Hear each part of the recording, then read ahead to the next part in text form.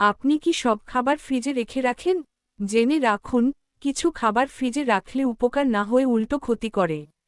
আজকের ভিডিওতে জানুন, যেসব খাবার ফ্রিজে রেখে খাওয়া যাবে না। ১. আলু। ফ্রিজের ঠান্ডায় আলুর স্টার্চ চিনিতে পরিণত হয়। রান্না করলে স্বাদ নষ্ট হয় এবং শরীরের জন্য ভালো না। ২. পেঁয়াজ। ফ্রিজে রাখলে পেঁয়াজ নরম হয়ে যায়। ব্যাকটেরিয়া দ্রুত বাড়ে, পেটের সমস্যা হতে পারে। ৩. রসুন। ফ্রিজে রাখলে রসুনে ছত্রাক ধরতে পারে।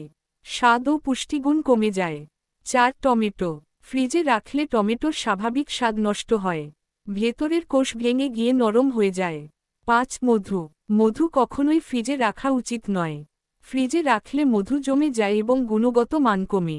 ৬. পাউরুটি। ফ্রিজে রাখলে পাউরুটি দ্রুত শক্ত হয়ে যায়। স্বাদ একেবারেই নষ্ট হয়ে যায়। ৭. কলা। ফ্রিজে রাখলে কলার খোসা কালো হয়ে যায়।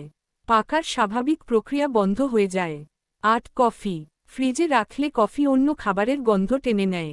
আসল স্বাদ ও সুবাস নষ্ট হয়ে যায়। ৯. তেল। ফ্রিজে রাখলে তেল জমে যায়। ব্যবহারের সময় গুণগত মান ঠিক থাকে না। সব খাবার ফ্রিজের জন্য নয়। ঠিকভাবে খাবার সংরক্ষণ করলে স্বাদও থাকবে, স্বাস্থ্যও ভালো থাকবে।